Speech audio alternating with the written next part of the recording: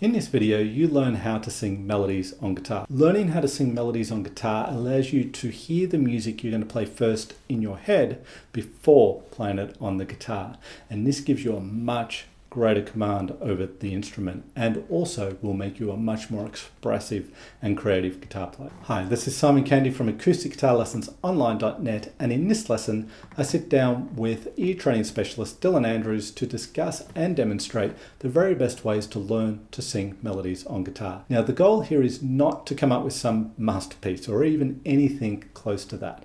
We are simply training our ear to hear the intervals, that is the distances between any two notes, in all sorts of different ways and permutations. And in doing so, you'll start to develop the ability to hear the music first that you want to play in your mind, then on the instrument.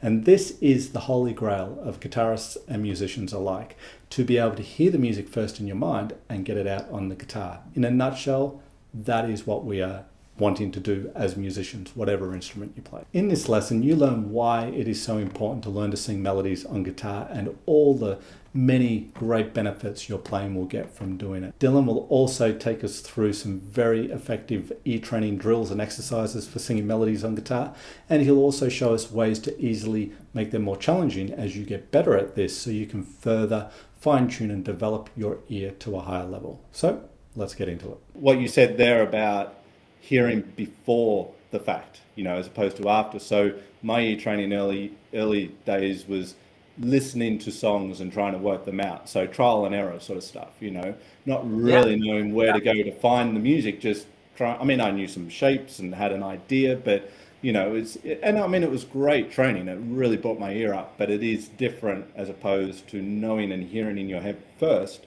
before you get it out on the instrument, right? Absolutely, yeah. That was a big turning point for me because my main focus on guitar for many years was learning how to improvise really, really well. I still to this day I practice it and I love that topic. Mm-hmm. But that was my big problem without even realizing it. Is that everything I was playing, it was in key, I could run up scales up and down and I could go blazingly fast, but there was just no emotion or anything in my soloing. Once I started training on figuring out how notes are going to sound like before I play them, it instantly got better. And another big thing too is not just knowing how they'll sound, but knowing exactly how to express what you want to express.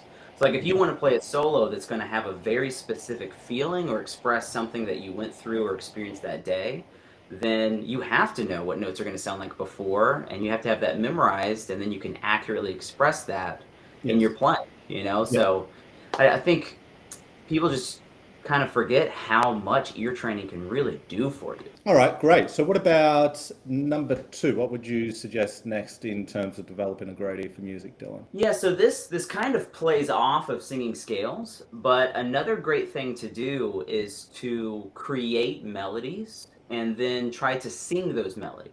Melodies, of course, use scales, so you're still in the category of using scales, but the level of difficulty goes up a little bit here. When you're creating and singing your melodies, you're not songwriting here. So you don't want to be overly perfect about it. You're not trying to create an amazing melody. The goal is just to train your ear to hear intervals in different ways and different orders. So what I do is I get out a pencil and a piece of paper, and I'm going to write out 10 melodies.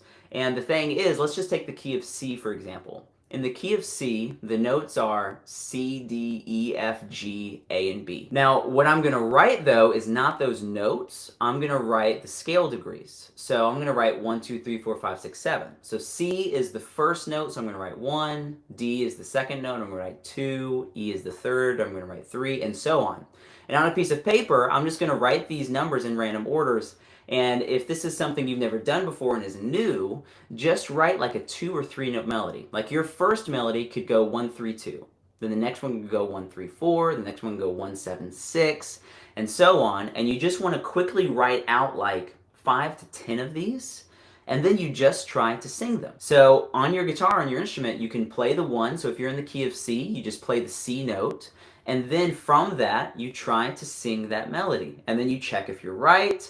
And this is very important. If you're wrong, you want to then correct yourself and make sure that okay, that was wrong. Here is the correct way to do it. and then you just go to the next melody. You don't need to master one melody before going on to the next one. I'd actually really recommend to not do that. Like if you only stay on melody one for like 10 or 15 minutes until you get it perfect and then you go to the second one, this isn't the best way to train your ear, because that can get really boring when you get stuck on levels. Go to the next one, go to the next one, and then you'll wrap around and come back to it. But singing those melodies is really, really helpful. And then once you get that down, then you can start lengthening those melodies. So instead of a 2 or 3 note melody, you have a 4 note melody, a 5 note melody. You can do it in the minor key. And this is going to train your ear on a few different things. One, obviously, is when you hear music and you hear melodies, this is getting your ear ready to identify those. And it also helps with transcribing chord progressions as well. But the other thing it's doing is it's training your ear to know exactly what a 3 sounds like, what a 5 sounds like. So this is going to help you with transferring things you hear in your head to the fretboard, knowing what notes are going to sound like before you play them, and so on. Something else that you can do to increase the difficulty is not all melodies start on the 1. So if you're in the key of C, a melody to your favorite song may start on the 3, the E note. So when you feel good with singing melodies that start on the 1, then maybe start having them start on the 2nd interval, or the 5th interval, the 4th note of the scale, and your melody doesn't even have to include the 1. So in the key of C, it doesn't even have to have the C note. You want to play the C and have your ear in that key so you know what you're listening out for, but you can start messing around with a lot of different things like that to train your ear. And I found creating and singing melodies is one of the most beneficial ways to train your ear, and for me personally, one of the most fun ways to train my ear, because one, I'm creating my own stuff, I'm singing my own stuff, and then every now and then I'll write down a melody that is actually a melody to a song I know. So it's a fun way to train your ear. You do these things, you were saying you do these things every day yourself. Yeah, these things that I'm going through now are things that I do almost on a daily basis, because they're so beneficial. They're great warm-ups. This is all stuff this is how I started training my ear, and this is how to this day I still train my ear. And I guess a point we could make here perhaps too is with ear training, it's something you can practice away from the guitar, right? So Oh you yeah. don't have to have a guitar in your hands necessarily. You could be driving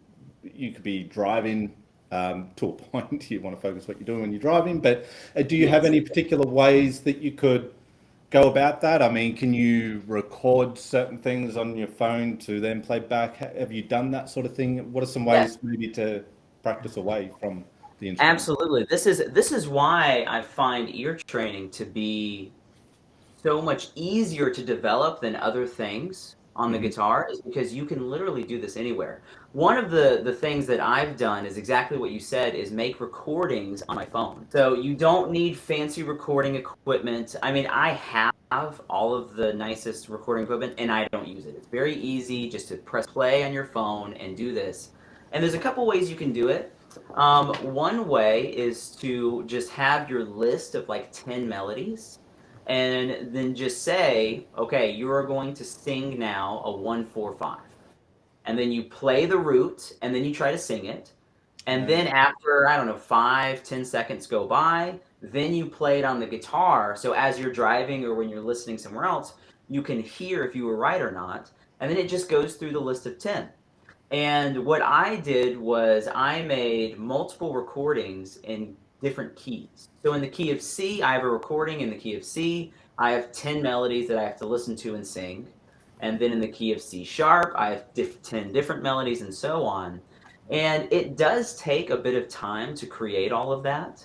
But once you have it, you've got it forever. Like I have recordings that I made 2 years ago that I still listen back to. Another way that you can do it is, instead of in the recording telling yourself to sing the melodies, is to just play a melody and then give yourself 5-10 seconds to guess what the melody was, and then you, on the recording, you say the answer.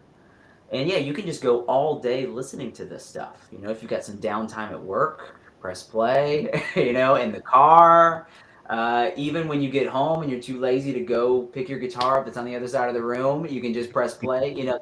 This stuff is invaluable, and the easier we can make it to train your ear and the more convenient, the more likely you're going to develop a highly trained ear, and at least the quicker you're going to do it. That is great. It makes it so accessible to do. And I mean, even just 5-10 minutes of this each day will, Oh, make yeah. a huge difference. It doesn't have to be even half an hour or an hour. It can be literally 5 minutes, right? No, not at all. The main thing when developing your ear and developing any skill is consistency, not Mm. quantity. So if you're practicing ear training an hour to 2 hours a day and you're doing that consistently, good for you. You are incredibly rare, but that's awesome. But if you're just doing it 5-10 minutes a day, but you're consistent 4-7 days a week, oh my goodness, you'll be so surprised how amazing your ear will improve in just 3 months, 6 months, especially a year of just Yeah. doing that. And I think a lot of people think that you have to spend 20, 30 minutes, an hour of practice to really get out of it. But the most important thing is choosing the amount of time that you know you can consistently do it. If you do it for an hour, 1 day a week, it's going to take absolutely forever to Yeah. train your ear. I would much rather do 5-10 minutes a day, and start with 10 minutes a day. And if you're consistent with it, then bump it up to 15 minutes a day, see how that goes for a couple weeks, and then you can kind of work yourself up. But I see a lot of people make the mistake of getting excited about it, making a Mm. schedule and doing it for an hour every single day, and that only lasts like a week, and then they don't do it again for 2 weeks, and then that week is ruined. So you want to choose the amount of time that you know I can consistently do that and commit to it every single week. If you would like help with your finger picking, the kind of help that gets you results in the most direct, efficient, fun way possible, then check out the Ultimate Fingerpicking Guitar Course, a complete system for fingerpicking acoustic guitar, so simple even a beginner can learn it. I've carefully designed this course to do all the heavy lifting for you, as far as knowing exactly what to do, how to do it, and when to do it in regard to mastering the art of fingerpicking guitar. All you have to do is follow the pathway I've laid out for you. In the Ultimate Fingerpicking Guitar Course, you will learn and master all the key concepts, methods, strategies, and techniques needed for fingerpicking, so you'll never put your guitar down in frustration again, thinking, how the hell do I do this? You will also discover the exact order in which to do things, avoiding the all too common mistakes most people make when learning to fingerpick guitar, saving you precious time and frustration. Have your hand held every step of the way with the Ultimate Fingerpicking Guitar Course. It will take you from wherever you are at right now with your fingerpicking to where you would like to be, enjoying every part of the process along the way. So click the link in the description below the video and check out the Ultimate Fingerpicking Guitar Course. Let me know in the comments section what acoustic guitar topics you'd like to see covered in future videos. I love hearing from you. I read all comments and I do my very best to answer them all. So don't be shy, drop me a line. I would love to hear from you. If you like this video, then hit the like button. And if you haven't already, subscribe to the channel. And of course, hit that all important notification bell button so YouTube can tell you when I've released a new video. This is Simon Candy from acousticguitarlessonsonline.net. As always, thank you for watching this video. I really appreciate your time, and I also look forward to seeing you in the next video.